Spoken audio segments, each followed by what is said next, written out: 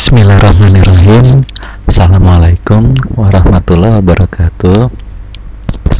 Oke, selamat malam teman-teman semua. Pembahasan kali ini kita materi mata kuliah pemrograman 1 untuk Prodi MI semester 4. Di sini kita akan mempelajari tentang Java ya. Nah, di pertemuan pertama ini kita akan membahas mengenai sejarah, keunggulan, dan struktur program Java. Nah, sehingga nanti setelah mengikuti mata kuliah ini, mahasiswa dapat menjelaskan keunggulan program Java, membuat program sederhana, dan mengcompile juga menjalankannya atau running. Nah, di sini kita akan menguraikan beberapa topik bahasan, yaitu sejarah Java, keunggulan Java, struktur program Java, JDK, compiler, dan interpreter. Kita mulai dari sejarah Java. Nah, ini pada tahun 1991 ada proyek yang namanya Project Green, di mana oleh kelompok Sun Engineer yang dipimpin oleh James Gosling akan merancang program sampel untuk konsumsi elektronik konsumer. Terus tahun 1992 menghasilkan produk bernama Seven, namun kurang sukses. Kemudian dari tahun 1993 sampai pertengahan tahun 1994, proyek itu bernama First Version Inch oleh Patrick Norton mencoba memasarkan sekitar kurang lebih 300.000 airmail, namun gagal. Kemudian tahun 1994 muncul dengan nama Internet Growing Bigger. Nah, the key web browser take hypertext to translate to screen. Nah, ini udah mulai sukses ya internet. Kebanyakan browser itu adalah Mosaic yang ditulis oleh Mark Anderson. Nah, kemudian tahun 1994 Patrick Norton dan Jonathan Pine merancang The Real Browser, yaitu arsitektur netral, real-time, reliable, dan secure yang disebut Hot Java, ditulis dalam bentuknya Java.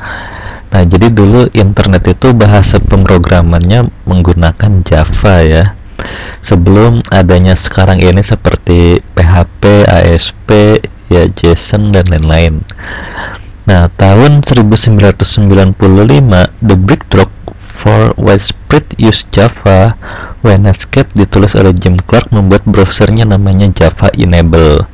Kemudian tahun 1996 Januari Netscape versi yang kedua udah menggunakan Java. Nah, jadi dulu nama browsernya menggunakan browser Netscape. Kalau sekarang untuk kategori HTML dan PHP menggunakan browser yang kekinian ya, seperti Safari, Mozilla Firefox, terus Google Chrome, dan lain-lain. Nah, ini keunggulan Java ya. Java itu unggul, sederhana, dan ampuh.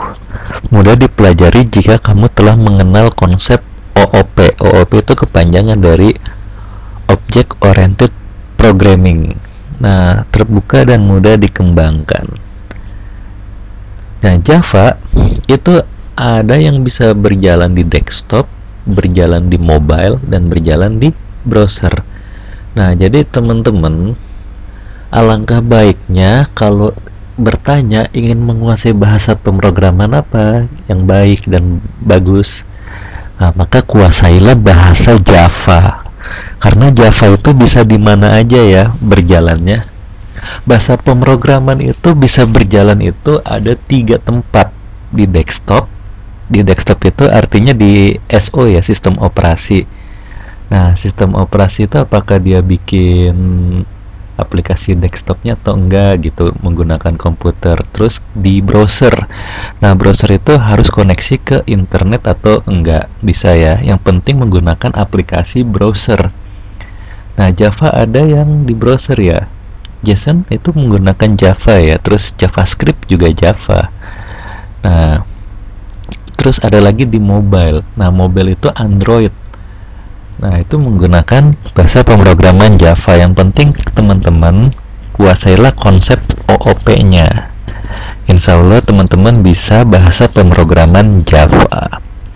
Nah, terus aman, dibuat dengan pertimbangan penuh keamanan di internet. Terus full OOP, hanya program Java yang benar-benar OOP. Kebanyakan program lain memiliki hierarki yang kaku, bahkan OOP adalah fasilitas dan pilihan saja.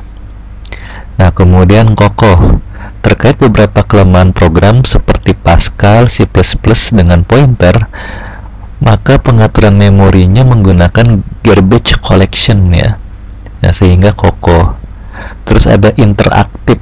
Nah, Java itu ada yang CCLI ya, command line interface yang full ketik, atau ada juga yang graphic user interface-nya yang teman-teman itu tinggal klik doang bisa pakai. Nah, itu interaktif, dimana dirancang untuk kebutuhan pemrograman jaringan yang interaktif ya. Terus netral arsitektur. Nah, Java ini selain bisa berjalan di mana aja, portabilitasnya bisa antar sistem operasi. Di Java bisa berjalan di SO yang Windows, bisa berjalan di Linux, bisa berjalan di Unix, bisa berjalan di Macintosh. Nah, jadi Java seluruh sistem operasi itu mampu untuk running ya, dengan konsep Java Code Byte dan Java Virtual Machine seperti itu teman-teman. Struktur program Java. Nah, secara prinsip Java dapat dibedakan menjadi dua, yaitu ada aplikasi dan ada applet. Aplikasi adalah program Java yang dapat berdiri sendiri dan dikompil dan eksekusi secara mandiri. Nah, ciri-ciri utama suatu program Java adalah aplikasi yang di dalamnya ada definisi, method, main dengan sintaks public static void main string arg. Nah, nanti teman-teman ini kita install dulu aplikasi Java-nya, kemudian kita nanti praktek. Nah, jadi untuk pemrograman satu ini kebanyakan praktek ya teman-teman, walaupun secara online. Nah, nanti tugasnya itu kemungkinan itu akan ada tiap pertemuan tugas ya, karena bentuknya praktek. Mana prakteknya, hasilnya mana gitu ya. Yang penting dijalankan ya, terus tahu prosesnya. Nah, nanti untuk ujiannya, UTS-nya misalkan kita bikin aplikasi nih secara offline dan online gitu ya, tergantung nanti ya kondisional. Nah, terus UAS-nya bikin project, nah gitu ya. Terus applet. Applet itu program Java yang dikompil menjadi file class. Nah, code byte dan eksekusinya diinsertkan ke dalam file HTML yang selanjutnya dieksekusi dengan suatu browser.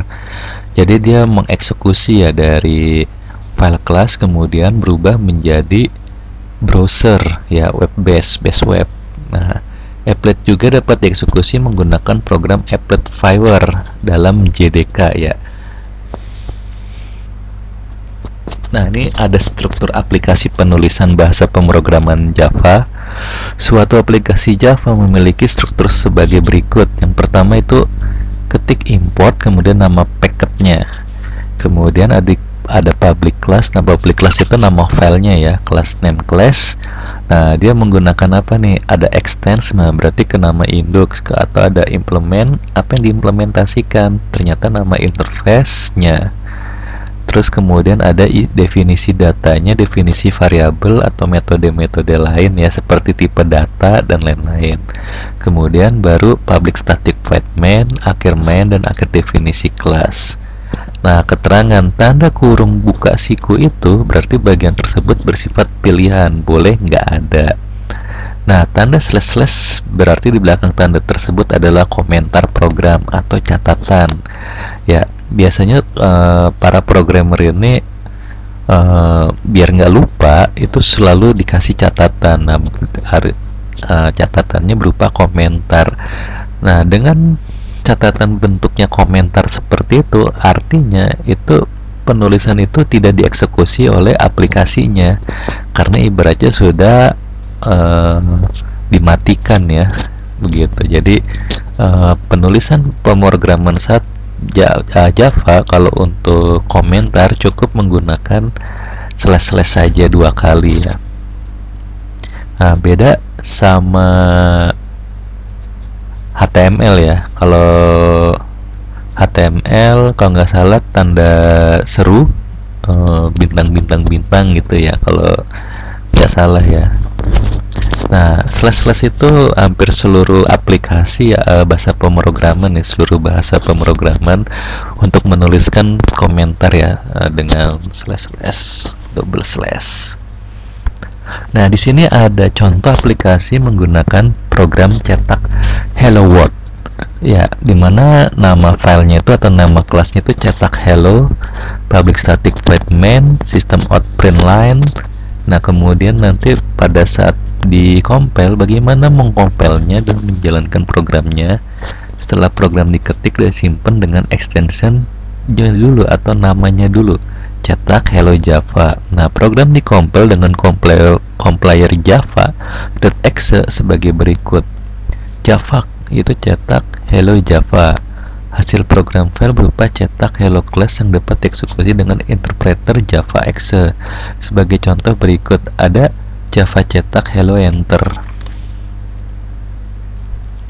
Nah, seperti ini ya teman-teman kalau nulis di textpad.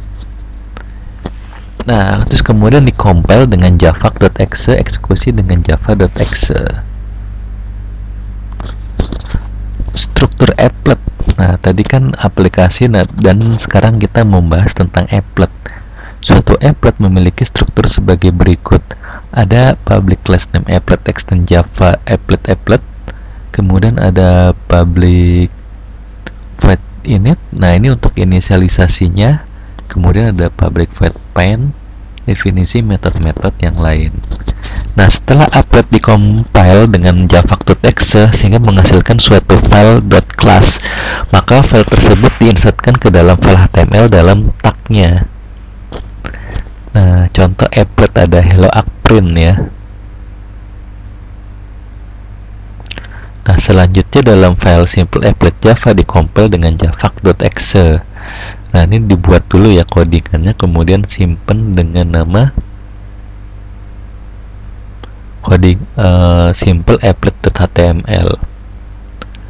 Hasil eksekusi file HTML dengan applet Fiverr dan IE atau Internet Explorer seperti ini ya. Nah, ini hasil eksekusinya. Nah, jadi ini menggunakan bahasa pemrograman Java ya, sekilas bahasa codingannya ya istilahnya itu. Nah, untuk contoh applet yang kedua ada pengaturan warna dan model huruf. Nah, ini ke praktek ya teman-teman nanti, atau minggu depan ya praktek. Nah, prakteknya kita akan kuliah secara online terus menerus.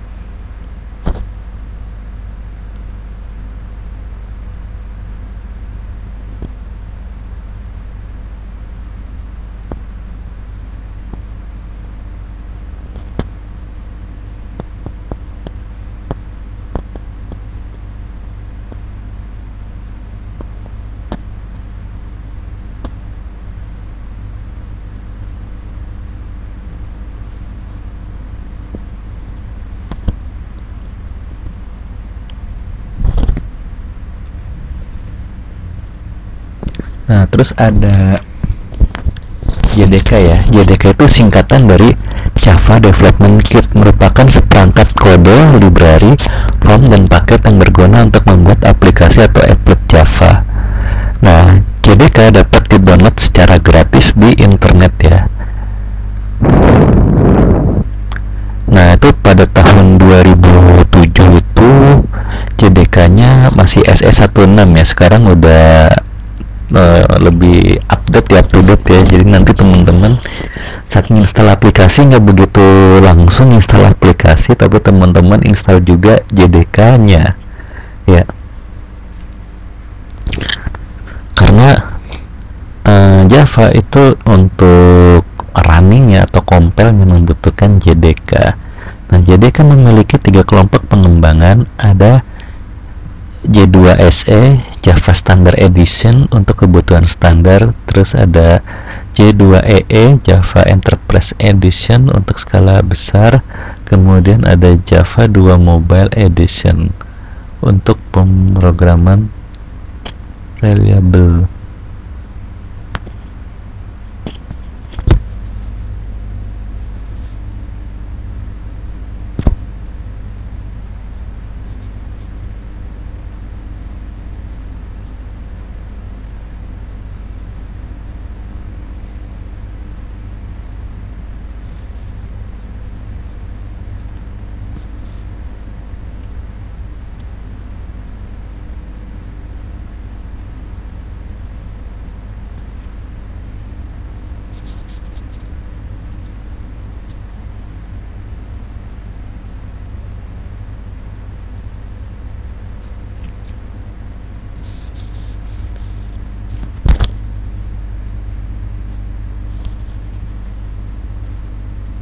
Nah, ini ada organisasi folder untuk JDK. Jika suatu JDK telah di-download dan diinstal dalam komputer kita, organisasi dikelola dalam folder yang namanya sesuai packet. Contoh ada packet pada J2 SDK, kemudian bin. Nah, ini berisi beberapa program compiler.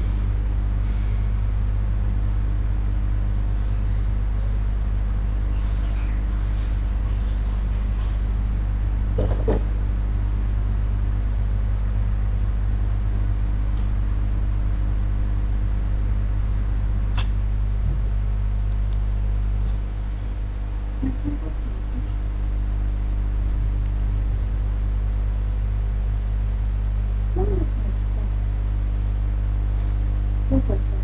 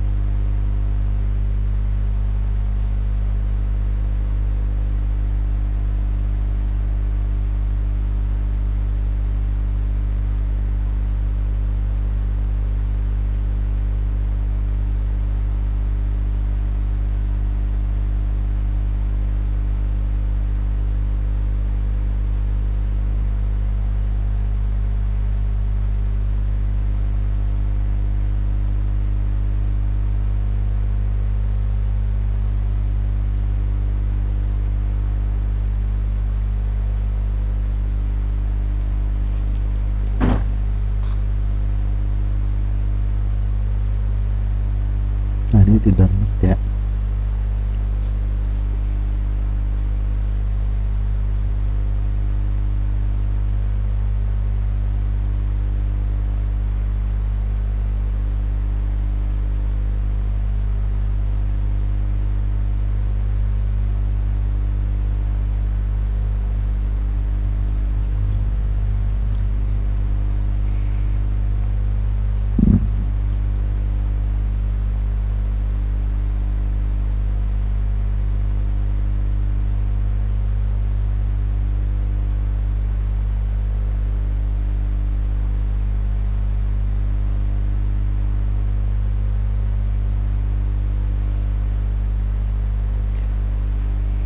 Oke, karena kondisi internetnya kurang stabil, maka teman-teman siapkan aja aplikasi Java NetBeans, Java JCreator, sama JDK.